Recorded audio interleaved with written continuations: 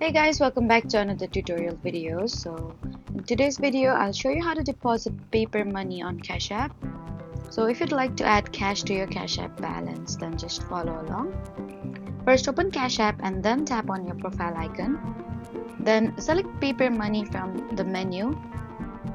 If this feature is available on your account, Cash App will display nearby participating retail stores where you can make a cash deposit.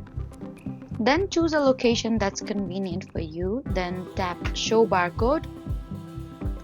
Take your phone to the participating retailer and tell the cashier you'd like to add cash to your Cash App account.